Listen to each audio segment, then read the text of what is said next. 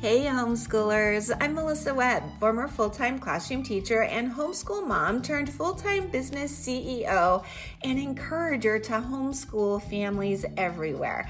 I am determined and dedicated to helping you. Yes, I want to give you sound, educational, practical tips and advice, at the same time making sure that you're enjoying the family journey that you are on. So if you are looking for a place to be encouraged and inspired, you have found the perfect podcast. Homeschooling is a work of heart, is truly the perfect place to start. So welcome. Let's jump in. Hey there, homeschoolers. How are you? I certainly hope you are better than fine. Have you ever listened to Dave Ramsey? He's a financial guy. I actually love his go-to phrase when anybody asks him, "So how are you, Dave?" He always says, "Better than I deserve." I actually love that phrase. But if you don't have your own go-to phrase, likely, like myself, you say things like, "I'm fine, how are you?" But I really want us this week to reimagine our lives in general, but specifically I'm going to talk about the homeschool journey that you're on and how we can not just change or improve our curriculum or our schedules, but what if, just imagine this, we could reinvent ourselves? And that's what I want to talk about is reinvention. I actually love this concept of reinvention. Reinvention is not starting over. I'm not a fan of starting over. Reinvention is more about stepping up, stepping into the next level of ourselves by controlling what has always been within our own power, and that would be, of course, our thoughts. And I have certainly reinvented myself many times over the years. The two that come to mind, I think of being a classroom teacher and always having imagined that I would, be in room 25 for 30 years. But at some point, I completely reinvented myself and I left that career and I began to homeschool two of our three boys. I call myself an accidental homeschooler. I never planned to do that, but I reinvented myself. Even though initially I felt unsure, what would this look like? I questioned if I was even making the right or the best decision or choice for my family. But my reinvention emerged as I began to see this new role and all of the positive possibilities. And then later, I reinvented myself again when I started my business Right on Web and decided never to return to the brick and mortar classroom. Again, I don't look at those decisions as starting over. That implies a mulligan or a do-over. But that's not what reinvention is about. Reinvention is next level. It's a step in a new direction. And I always need the last version of myself to then become the newest version of myself. So if I were just to define it simply, reinvention is evolving intentionally, on purpose. It's looking at how you see yourself today, how you're showing up in all the things as a mother, in homeschooling, in life in general. But like I said, it's not a start over mindset. I think starting over suggests that something failed or something went wrong. It often can even pair with shame, like I just didn't do it right the first time, so I've got to start over. Or even maybe feelings of defeat. Yeah, I'm going to have to scrap this. I've got to just begin again. It could even give an implication or feeling of exhaustion. I have already worked so hard and now I have to start from scratch again. That's what a start over mindset feels like to me. And that kind of thinking, and we know how important our thoughts are, that kind of thinking can be problematic because it overlooks all the progress you've made, all of your learned experiences. I believe it's demoralizing. And often I have found that it's rooted in these feelings of perfectionism or possibly even fear. Whereas this reinvention, this next level mindset honors where you've been. It says something like, I've already built a very strong foundation. Now I'm ready to grow some more. Do you hear the difference? It comes with a total feeling of empowerment. I've grown and I'm about to expand my impact. That's how it sounds to me. It may even sound curious. I thought that when I started to consider becoming an entrepreneur and starting a business, there was this feeling of curiosity. What else is possible? And it also has a very positive feeling about momentum. It's never I'm broken or this is broken or we are broken. It's about building. I just want to make sure you really hear the differences because the next level thinking, that is reinvention, encourages continuity and it's filled with self-respect. So important. And let me just emphasize, reinvention is also not necessarily about doing more. It's about doing things a little differently to achieve different results and results that are better than fine. So that's where I want you to start. I want you to consider for a moment. You may need to let go of something that's working just fine in your life. Again, are we talking motherhood? Are we talking homeschooling? Are we talking life in general? That's up to you. I don't know what this topic is going to do to your brain, but what I do know is something's going to pop into your head, into your mind. Do not take that lightly. Grab your journal, grab a piece of paper. When things start to reveal themselves, that's important. Pay attention to that. What I'm offering you right now is consumption. You're getting some of my ideas put into your brain. You're consuming some thoughts that I have. That's great. And I love that you're here and doing that because that's a growth mindset that you have going for you. So that's awesome. But after consumption comes creation. And it's from creation that your life is impacted. So don't just let whatever's popping up for you float away. You need to grab it, put it on paper. I even have some prompts for you at the end of this that I want you to really take some time and think about.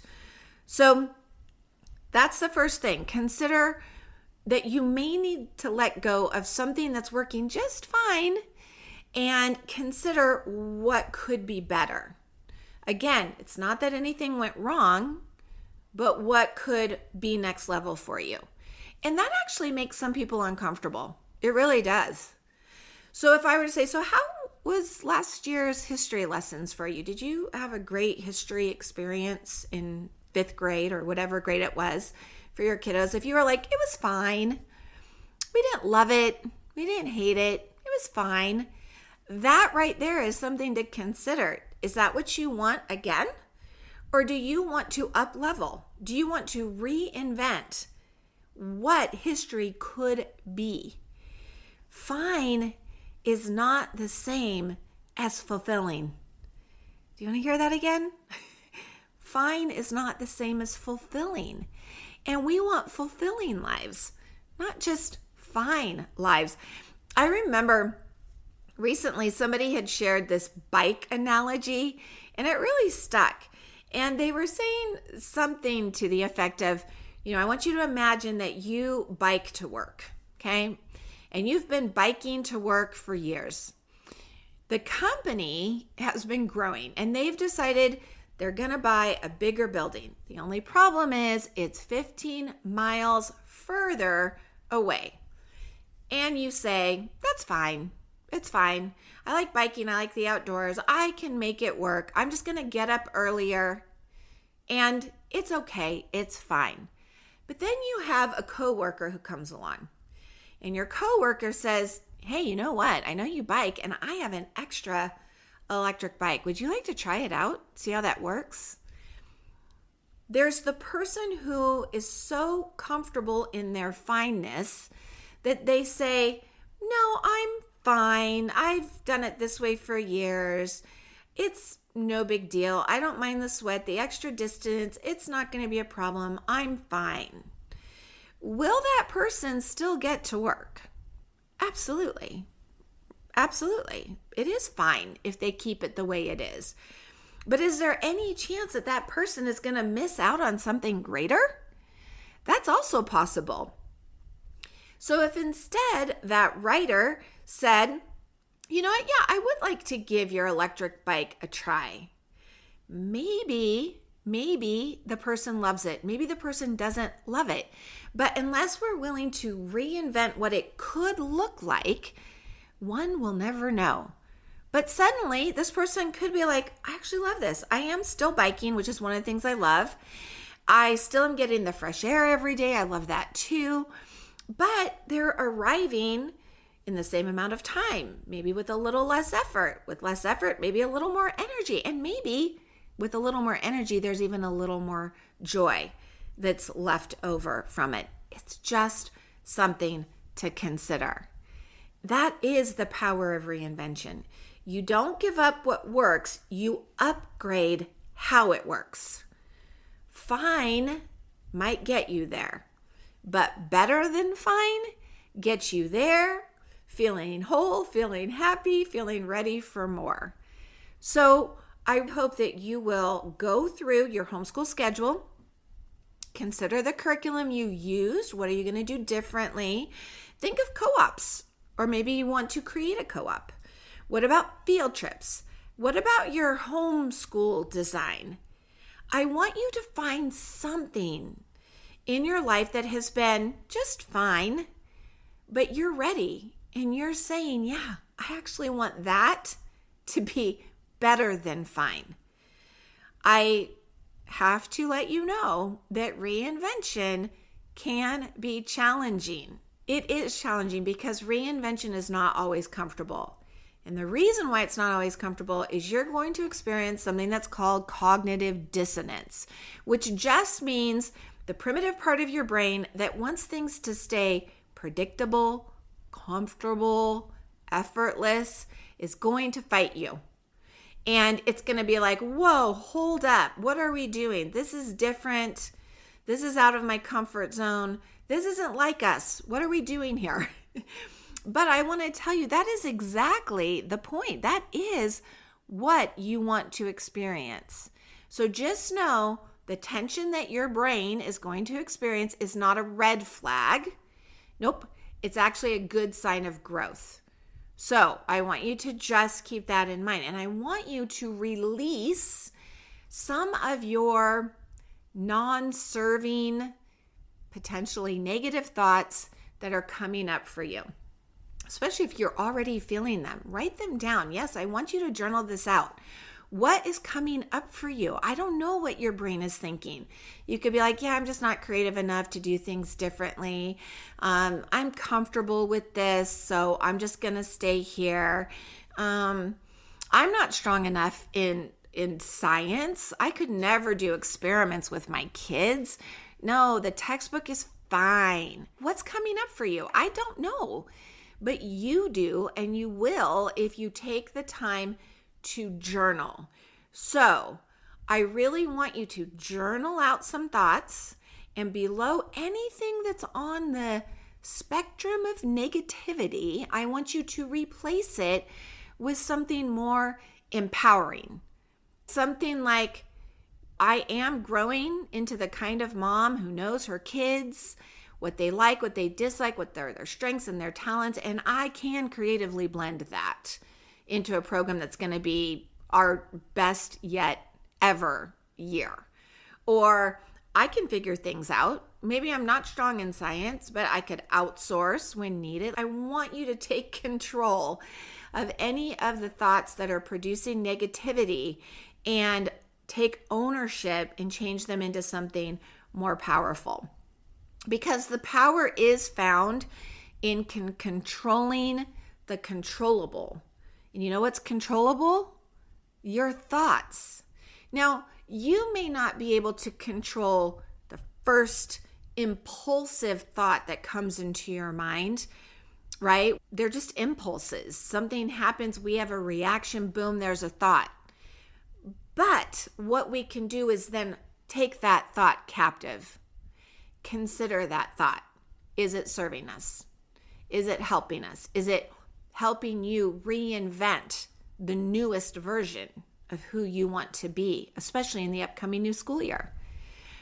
Here's the thing. We know we can't control other people's attitudes. Maybe you have a family member that's not super supportive, or your kids don't always have a great attitude. That's okay. That we cannot control. But what we can control is our own mindset, our own thoughts. Okay? That's important, because what do thoughts do? Thoughts create how we feel. Have you ever thought about that? If I have a negative thought, I have a negative feeling. They go hand in hand. If I have a joyful thought, I have a joyful feeling.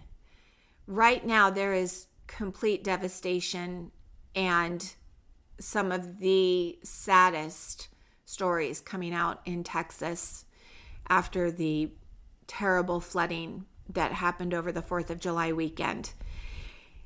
And those thoughts that I have about what families are experiencing bring me to tears. I have cried for these families. I get emotional just imagining that kind of loss. And we're not supposed to not have those thoughts, because we're human, right? We're supposed to mourn with those who mourn and rejoice with those who rejoice. And so our thoughts can be both positive and negative, and there's a time for both. And right now, as you consider reinventing yourself, you want to pick a thought that's going to be positive so that you have a positive can-do feeling that matches it. Because when we have that can-do feeling, we're more likely to create the actions that get us the results that we want. So I have a handful of prompts here for you. Take one, take them all, but take some time, and if one lands for you, I want you to just sit in that, give yourself 5 to 10 minutes, and really uncover some of your thoughts that come up, okay? So here's one idea for a prompt. I would love for you to answer this. You don't have to share it with me, but you must share it with yourself. What story have you been telling yourself for years that no longer serves you? Here's another one. What would the next level version of you do differently next semester? I mean, you could even do that as, what would your next level version do differently today, this week, this summer? Here's a third one. What do you keep tolerating that drains you emotionally or drains you mentally? You may have some hidden stressors like overscheduling yourselves, or maybe you're guilt-ridden about something. Maybe you're in a toxic comparison. It's important that you uncover all of these things. Here's number 4. What if this could be easier? And by this, I'm thinking homeschooling, but you could put in anything. Put in blank. What if blank could be easier? What comes up for you there? That one, I feel, really opens up some space for innovation, just really producing some great ideas. Okay, here's our next one. What if you fully believed that you were equipped to be the best homeschool parent for your children? What would change? I think this one really challenges any self-doubt you may have. It's going to invite some courage for sure. Okay, here's another one. Where are you trying to control too much? Or what could you release? Okay, here's another one. What are you avoiding because you're afraid you could get it wrong or not do it well? This is a very important one for my perfectionist friends out there. You could have a fear, something in there. What are you not doing because you're afraid it could blow up on you and not go the way you thought? Again, I know so many of you tell me that there is a writer hiding inside of you. You have so many story ideas, whether it's a memoir or a novel or even a children's book, and you're not going there. And I get it. There's a lot of valid reasons. Maybe you're just very busy in this time in your life, but I would say you still have an hour a day to put into ideas and story write. But why aren't you? What are you avoiding? Is it writing a book because you're afraid people would mock you or make fun of you? Think about that. That's important because those things are blocking your progress. They are blocking your creativity. They are blocking your purpose. Get them out of the way. All right, another one. I have two more for you. How would you teach and parent today if your ultimate goal was joyfulness? What if all you wanted was joyfulness, a happy home and a happy family and happy children? How would that redirect things? That's worth considering. The last one I have for you is, what are you ready to stop believing about yourself? What are you ready to stop believing about yourself? Okay, I hope you're inspired. I hope you're going to finish this podcast. We're maybe coming in from a walk right now. Perfect timing. Go pour some iced tea, grab your journal, find a spot, and get some journal writing in. Explore your brain, explore your thoughts. Plus, when your kids see you writing, that is powerful. Just know that this first phase that you're in right now of reinvention is to build awareness, because before change can even happen, your thoughts must join you. So spend some time in this awareness space. I really want you to come up with one thought that you are ready to practice, believing now, this week, this month, that it's going to align with how you want to show up as the homeschool parent you want to be. And I want to remind you that you are already doing the brave work. You are doing great things. You're a parent. That's a tough job. You choose to homeschool. That's a tough job. So why not say farewell to fine? Because you're better than that. You're better than fine. You're better than a fine parent, and you're better than a fine homeschooler. You, my friend, are better than fine. So dig in and explore. Right on.